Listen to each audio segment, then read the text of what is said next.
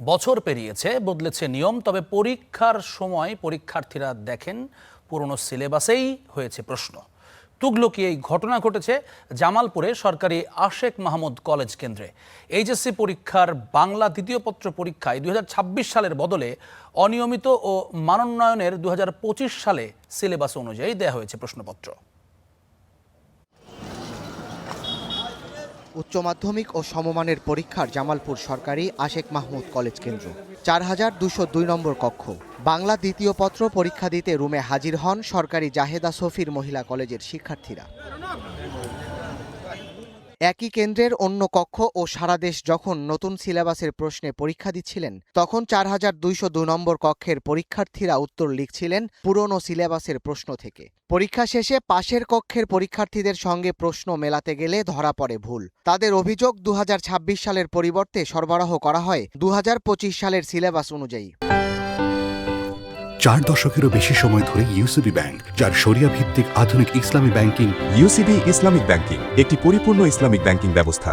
আমরা যে প্রশ্নের পরীক্ষা দিয়েছি ওটা ছিল 2025 সালের একটা কোশ্চেন, যা একদমই ঠিক হয়নি। এটা কর্তৃপক্ষের নজর দেওয়া উচিত ছিল যে আমরা যাতে সঠিক প্রশ্নে পরীক্ষা দিতে পারি। এখন আমার পরীক্ষা কেমন হয়েছে এটা ডিপেন্ড করে না। এই প্রশ্নে পরীক্ষা দেওয়ার কারণে আমার কি 2 পত্র মিলায়ে প্লাস থাকবে না?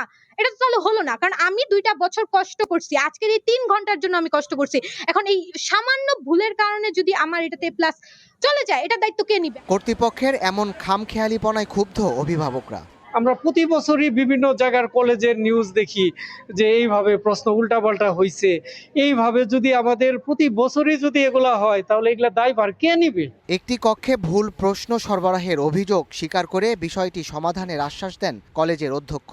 বোর্ডের সাথে কথা বললাম, বোর্ড আমাকে যেটি তথ্য সরবরাহ করলেন যে এই ধরনের ঘটনা বাংলাদেশে আরও 2টি প্রতিষ্ঠানে ঘটেছে।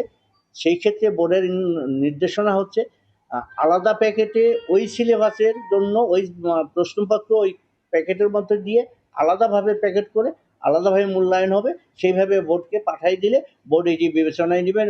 কলেজ কর্তৃপক্ষের দাবি সরবরাহ করা প্রশ্নটি অনিয়মিত ও মানোন্নয়নের পরীক্ষার্থীদের জন্য, যা 2025 সালের সিলেবাস অনুযায়ী করা।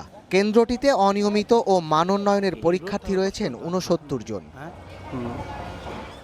Desk report, star news.